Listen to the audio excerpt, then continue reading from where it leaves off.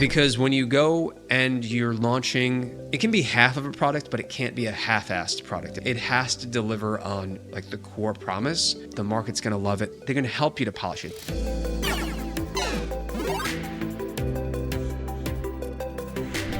Around 2006, 2007, I started my first business. I was in college and I just discovered what an adventure and what an artist you could be in terms of starting a startup and also making money at it. This was very appealing to me. So I started my first company, and to get it off the ground, I partnered with some other students. We were actually doing this as part of like a simulation initially within a classroom type of a setting where the goal was to kind of basically simulate having your own startup business, except that I, being the primary catalyst in the team, said like, let's just do it for real. So to help make this happen, number one, we had a couple of developers on the team that I was lucky to partner with, and we ended up going door to door, signing up businesses for digital coupon offers to promote to local college students. And the site was not up at first, and then we got it up, and it was, like 1995 style. It just had like a couple of example coupons, I think, from the first few that we signed up, and that was it. The business was essentially launched, and we weren't even making any money. We just offered it for free. But the feedback that we got was positive. The local businesses wanted a new and innovative way to connect with students, and text message coupons and printable coupons even at the time kind of just took off. It was just this local college town that people could walk to, and college students spent a lot of time in, so it just worked. In 2009, right out of college, I went full-time on a new startup with a friend. It was called Blue Sky Local. We got some national press for it. It was software targeting restaurants to help them to bring in customers on slow sales days.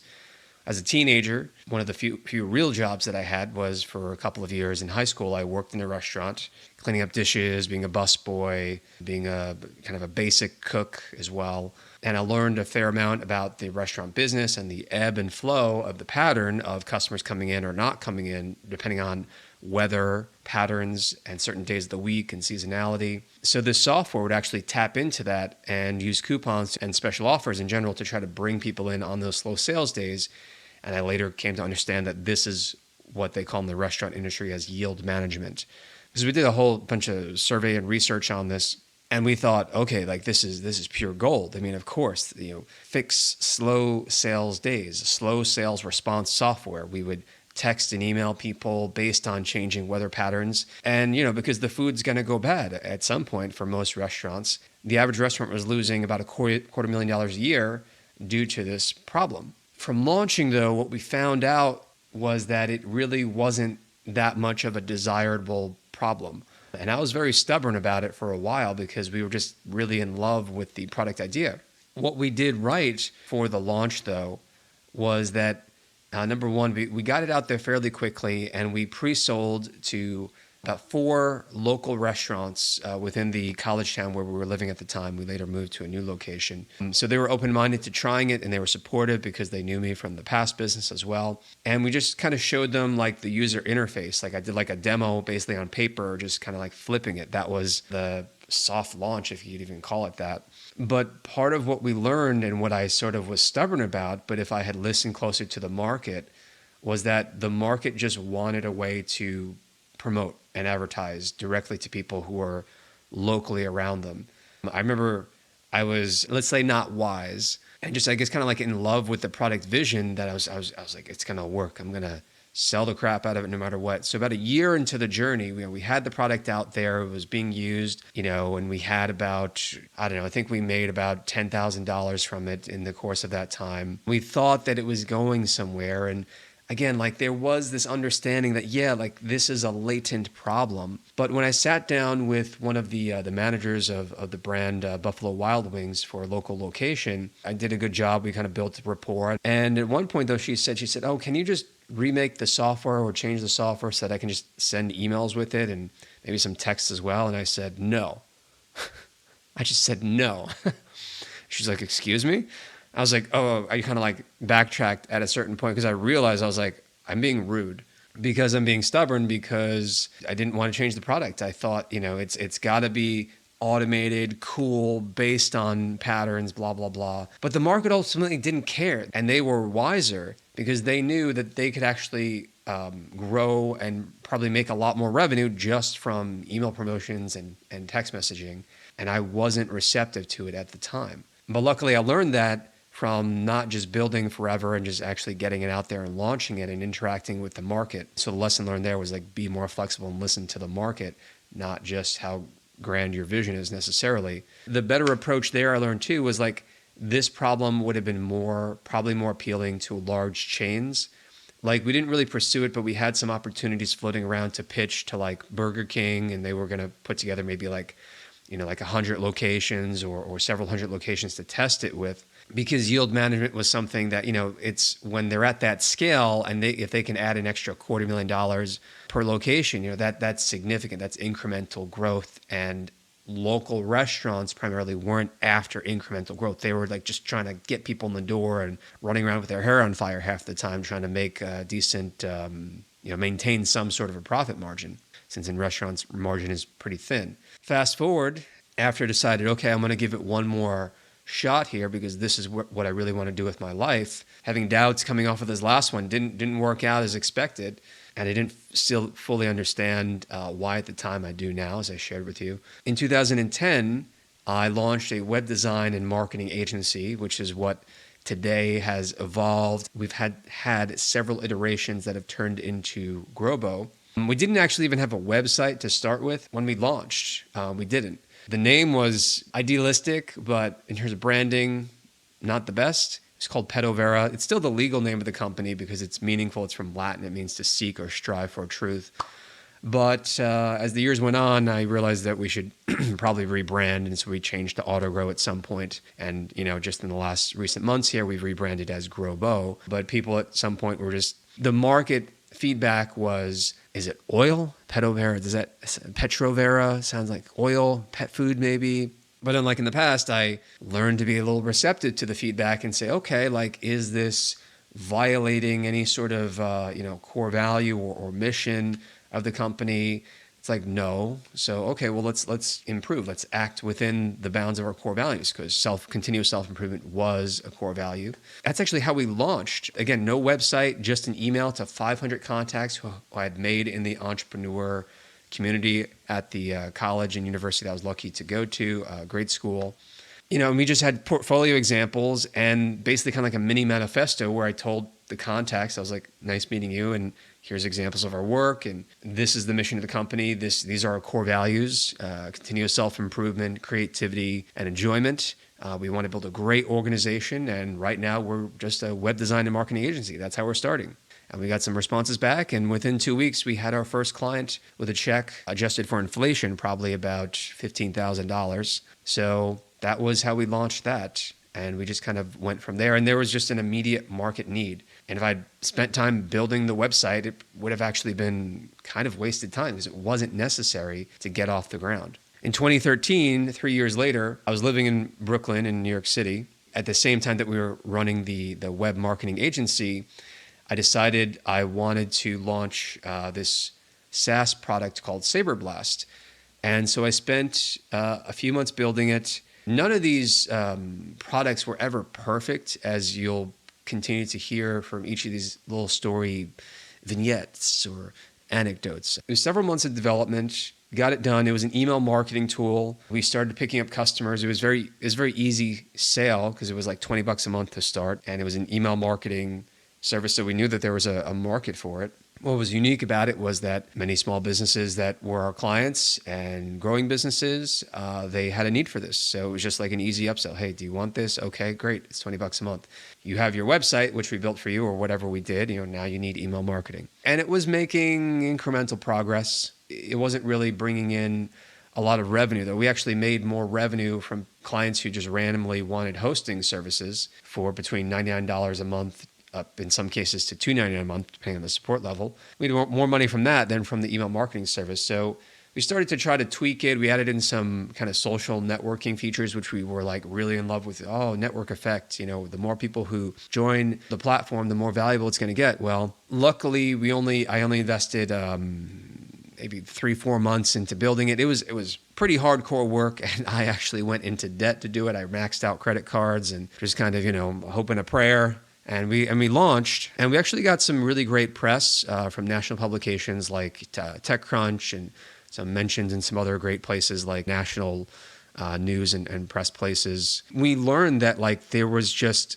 something in our assumptions that just wasn't working. And we learned that product needed to be iterated really fast. And I was really the only developer working on it at the time, full time. At a certain point, we just had to pivot back, just focusing on the web marketing agency was the thing that was really bringing in money. So just by interacting with the market, I learned what was working and what wasn't. And over time, after reflection too, learned at a deeper level as to why. In 2015, I launched one of the web's first productized digital done-for-you services. We had just come off working with thousands of clients at this point.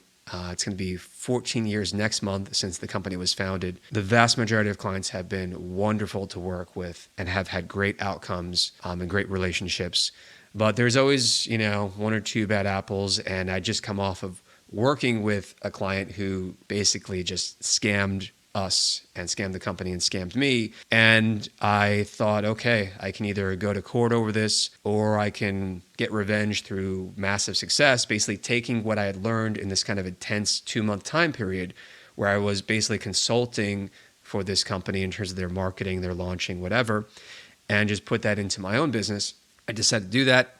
We launched, without even knowing this is what it was called at the time, one of the web's first productized digital done-for-you marketing services. Basically, it was taking a lot of what we were doing as an agency at the time, but focusing it, limiting it, and packaging it with a monthly price attached to it. So it was a subscription. All that we did for that launch, it was, it took some time to arrive at kind of like understanding, okay, this is what I want to do. But it was a matter of days actually after this last client. Put up a landing page, put up a pricing page, linked to the landing page saying, okay, done for you funnel service. We had a lot of traffic, people searching for that at the time, sales funnels, and a lot of traffic around that topic. Instantly, within 24 hours, we had our first sale. And I was like, wow, didn't even have to get on the phone. So within about 5 weeks, I was doing webinars like literally 1 or 2 days right before Christmas, sending emails. We grew it to about 5,500 in MRR, monthly recurring revenue. And then within 10 months, we cracked 10K in monthly recurring revenue for that productized service. The model was just really building the bike while riding it in that case. And I think the thing that held back growth at that point was just I was reluctant to raise prices because our margins were so thin. And to provide the service that I really wanted to provide, more value in terms of actual done for you, not just kind of advisory and doing small little tasks, we had to raise prices. And I would come back to this model later on, as you'll see.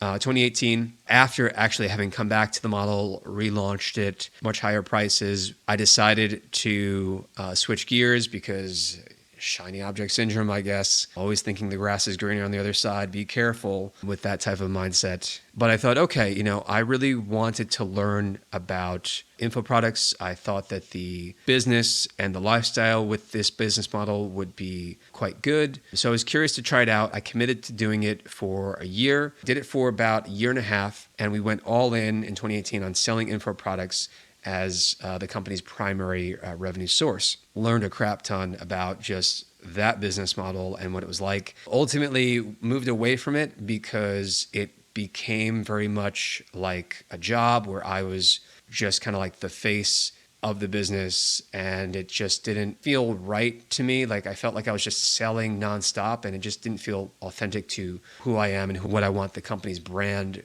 to be. And I want to build an organization, not just something that was around me and my personal brand. I want to build something that employed people.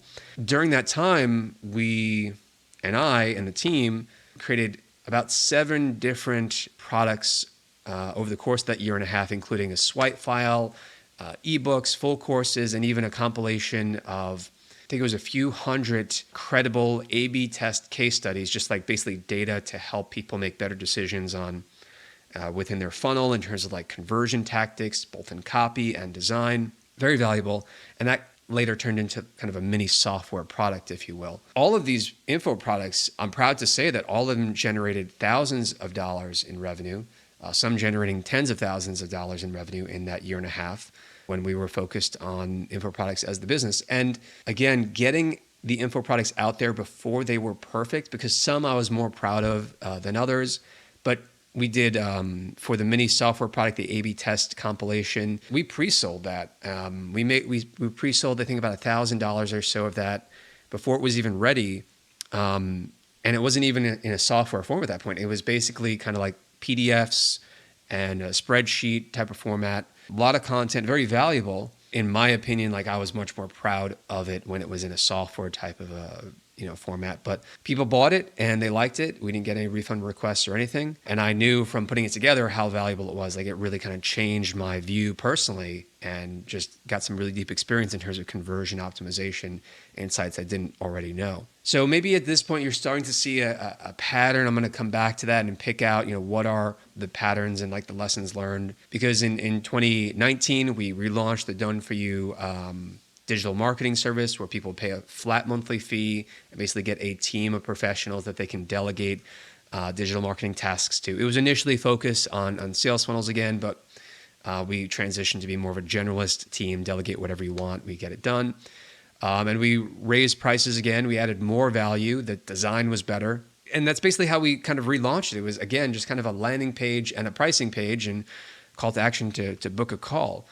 There wasn't any fancy software at first. The software, which I think has really helped to differentiate us. We have our own custom-built software with live chat with clients, project management built in there as well. I guess you might call this a software-enabled service. But it was a productized service once again, and just came down to getting people on the phone and hearing people's feedback about what they wanted, what they didn't want. But this one was a little interesting, though, because people wanted the done-for-you sales funnel service, but it was only through personal conviction, not something that happened in terms of the market that made us switch to the done-for-you marketing team all in one, pay a flat monthly fee, and it's not done-for-you sales funnel where we're just kind of like your sales funnel marketing team and you sit back and collect a check and we'll just fund the ads and we'll do it. We got away from that because I wanted to ensure that there was a high probability and just a very high success rate for all of our clients, because in some cases, we had clients from across the spectrum and some of them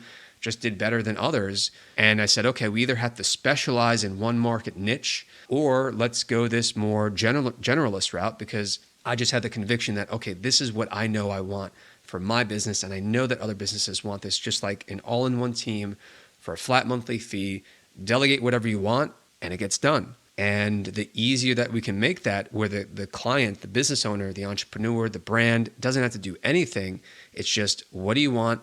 It gets done. I was like, I just had the conviction that this was valuable, and having it be in like an easy to use software interface would be incredibly valuable as well, where you could just send a voice note and boom, work is getting done. It's delegated. That conviction paid off despite the pandemic throwing things into a bit of disarray for a little while there. That has continued to be extremely successful for us and is the main revenue generator for us today. Now, fast forward to, almost the present moment.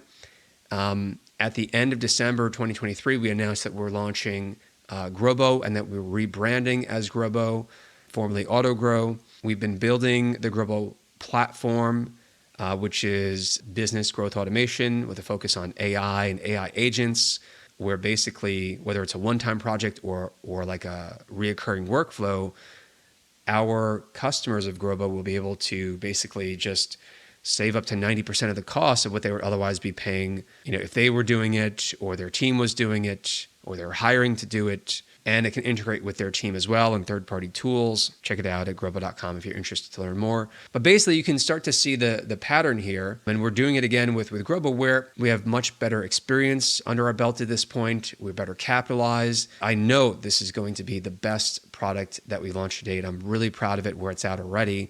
And it's only going to get better and better. You can see learning some of the same lessons over and over again here. Kind of something, if you're reading between the lines, due to startup resource constraints, quality of presentation may not have been for some of these products or services that I just told you about might not have been that high at the time, but ultimately it was market need that mattered more than the overall presentation or even product quality, at least at first. Because if you have a good product or service idea, there's going to be competition, or it's going to develop later. Other people are going to see that this is working and there's going to be a demand for it, so it's just naturally going to happen. The market need mattered even more than the presentation and the product quality to varying degrees depending on what we were launching and when. Just that the market need really mattered most, and the perceived product or service value and experience, that mattered more over the long term for earning referrals and word of mouth and repeat business. And ultimately, I think one of the biggest lessons and takeaways is that, just go keep talking to the market, but take the insights, look for the patterns, and go back to the lab and iterate. Don't do this thing where you build forever. I'm a little unhappy with the fact that we didn't launch sooner, but c'est la vie. It's always the story with, when software is involved that, I want us to launch back in January, but I think the product is going to be really good. The experience is looking better and better. We're using it ourselves to save money and increase our profit margins right now as a company, and I believe it's going to be really valuable when customers get their hands on it. It's not perfect, but we're going to put it in the hands of our early customers. We've had dozens and dozens of pre-orders with very little promotion for Grobo, so we're going to start giving access this week. We just announced it this morning. So we're just doing what we've learned has worked over and over again in the past, because when you go and you're launching in a way that is imperfectly, perfectly balanced, it can be half of a product, but it can't be a half-assed product, if that makes sense. It has to deliver on the core promise, and it might not be that smooth or frictionless in terms of maybe onboarding, but if the vision is there and the customer can get the value that they want out of it, and or if they trust you too, that it's going to just get better and better, the market's going to love it. They're going to give you that feedback, and they're going to help you to polish it. It's going to become like a forcing function, and they're going to show you, focus on this thing over here, or move it in this direction. Generally, not always, you want to follow that. You want to be flexible and at least open to hearing it and meditating on it. Because certain implicit assumptions that you might have about the product, they're going to be exposed. They're going to be poked and pushed on by the hand of the market. And you want to see this as a call to action and as a forcing function for you to improve.